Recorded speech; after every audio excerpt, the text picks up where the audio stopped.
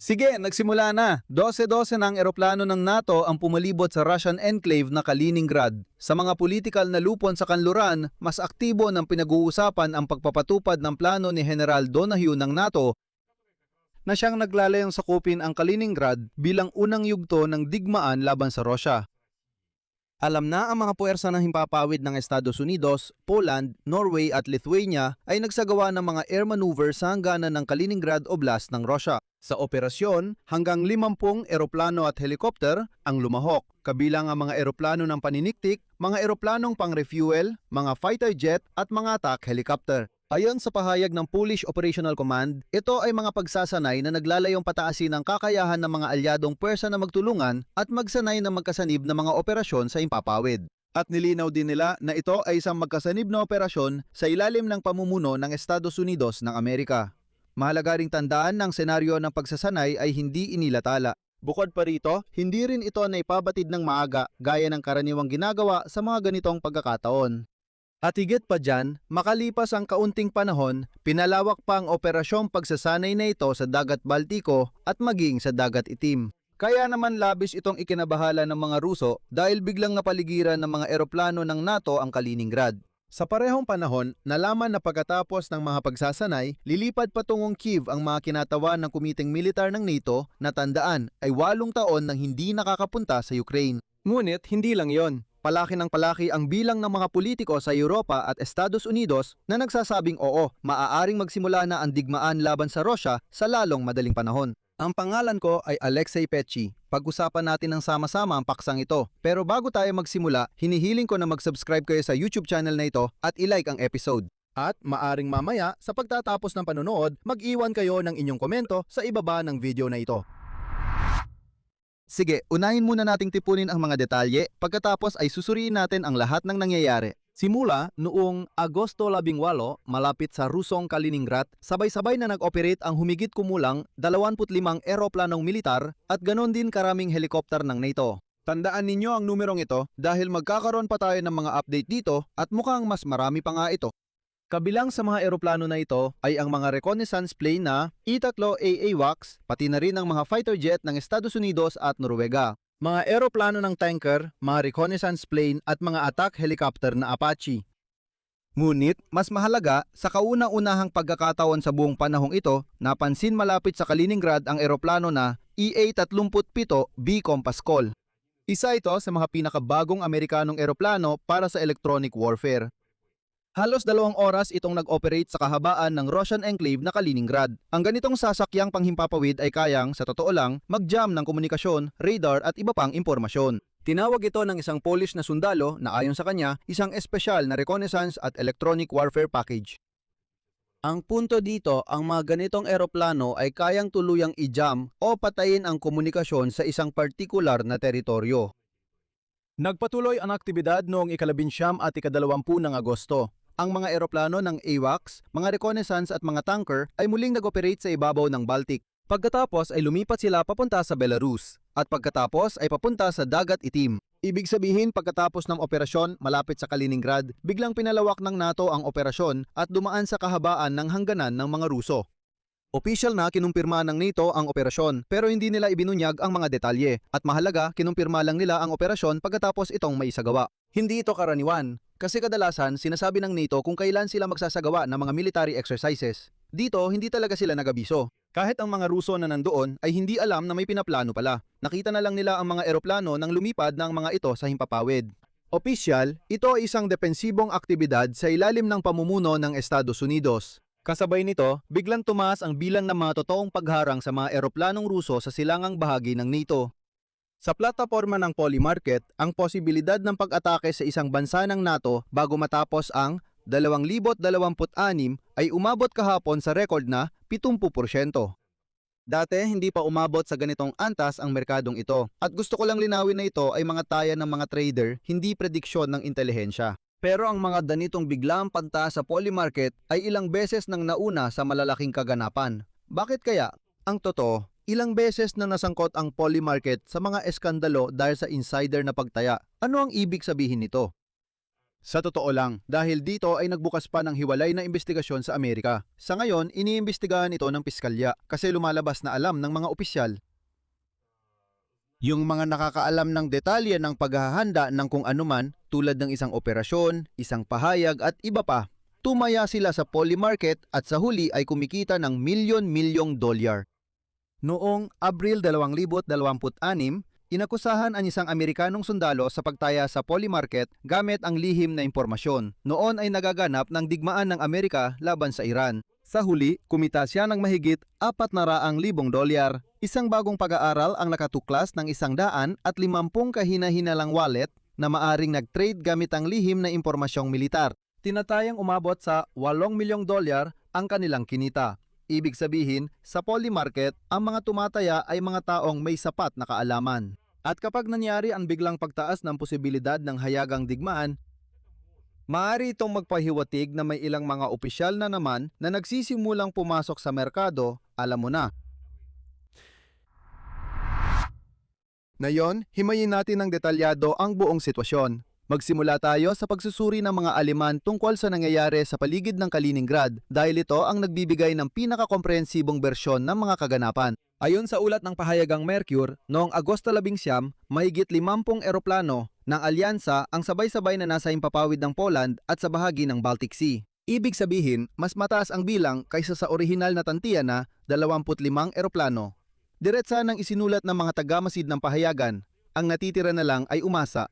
Umasa na naintindihan ng Russia ang mensaheng ito. Sinabi ng analista mula sa Universidad ng Bundeswehr na si Carlo Masalo, sa parehong artikulo ng mga pagsasanay ay sadyang idinisenyo upang ipakita ang kakayahan ng NATO sa reyon. At ang natitira na lang ay umasa na tama ang pagkakaintindi ng Moscow sa signal na ito. Na tipong kung kinakailangan, may sapat na puwersa ang NATO para halimbawa sakupin ang Kaliningrad o ilagay ito sa mahigpit na pagkubkob.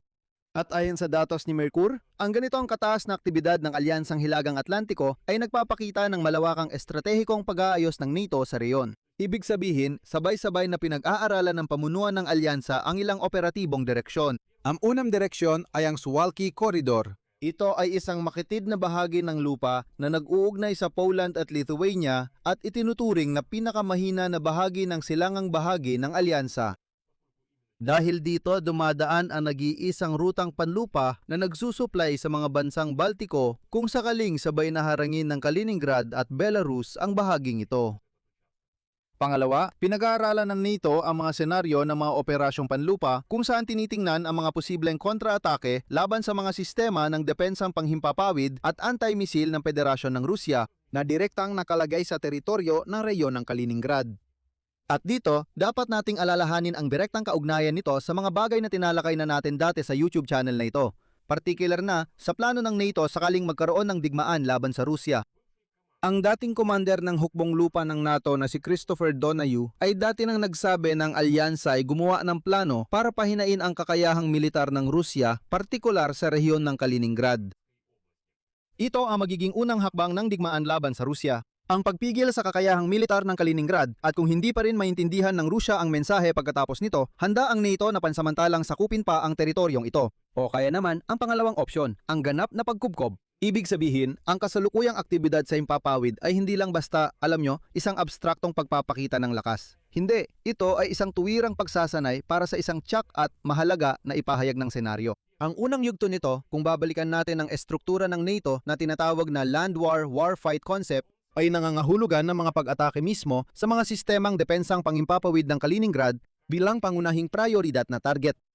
Kapansin-pansin din ang mas malawak na konteksto kung saan lumitaw ang aktibidad ng NATO aviation malapit sa Kaliningrad Oblast. Ang hindi pangkaraniwang aktibidad ng NATO aviation ay naitala matapos ang babala ng American intelligence tungkol sa panganib ng pag-atake ng Russia sa isang bansa ng alyansa upang subukan ang kanilang determinasyon na ipagtanggol ang mga kaalyado. Iyon mismong senaryo na tinalakay rin natin sa mga nakaraang episode, lalo na tungkol sa mga bansa sa Baltics. Kaya huwag ninyong palalampasin ang mga episode para palagi kayong nasa tamang konteksto. Bukod pa rito, 2 linggo bago ito, inihayag ng mga autoridad ng Lithuania na maaaring isaalang-alang ng Kremlin ang pag-atake sa critical na infrastruktura ng mga bansa sa Baltics gamit ang mga nasabat na Ukrainian drone upang itago ang kanilang sariling pagkakasangkot sa pag-atake. Ibig sabihin, ito yung bersyon tungkol sa operasyong Wad na Watawat na napag-usapan na rin natin dati.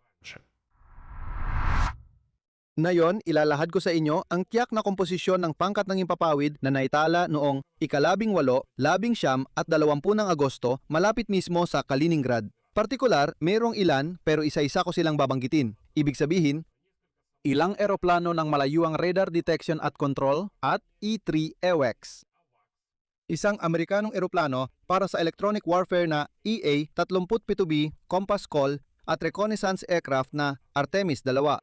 Pinapatunayan at dinadagdagan nito ang mga naunang datos na ang uri ng mga kagamitan ay hindi para sa karaniwang pagsasanay na paglipad, kundi para talaga sa isang reconnaissance at electronic warfare package na kayang mangolekta ng datos tungkol sa operasyon ng mga Russian air defense at communication systems sa totoong oras. At kaya rin itong agad na i-jam ang mga ito. Kasabay ng aktibidad sa Himpapawid, naitala rin ang galaw sa dagat, ngunit mula naman sa kabilang panig.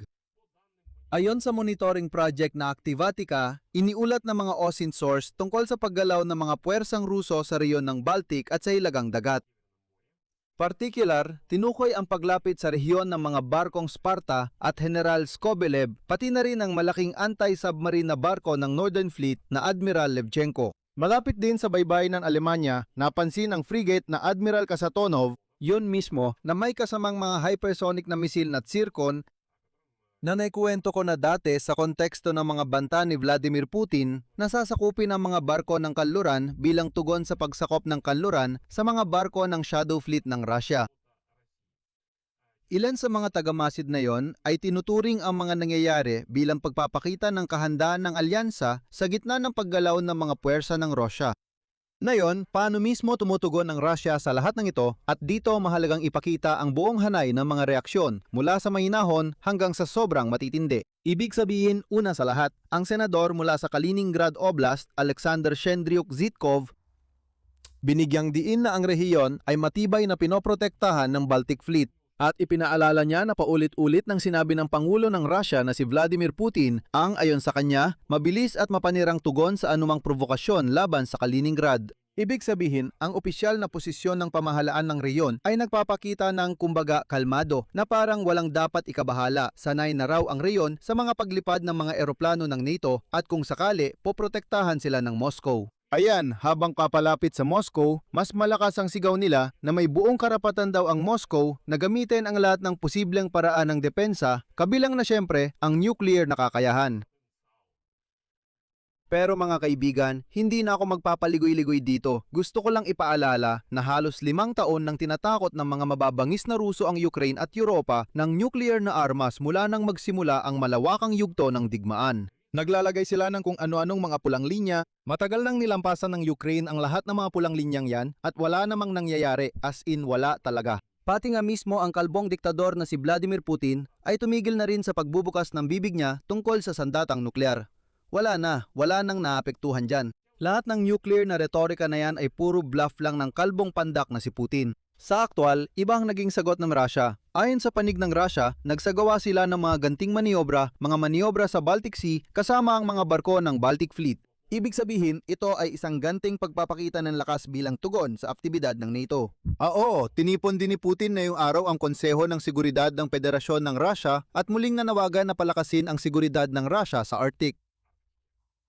Mahalagang maunawaan dito na ang kasalukuyang pagigting ay hindi unang insidente ng ganitong uri ng tunggalian lalo na sa paligid ng Kaliningrad na yung taon lang. Noong Mayo pa lang, sinabi ni Kęstutis Budrys, ang pinuno na kagawaran ng ugnayang panlabas ng Lithuania na may kakayahan ng NATO na umatake sa mga pasilidad militar ng Russia sa rehiyon ng Kaliningrad.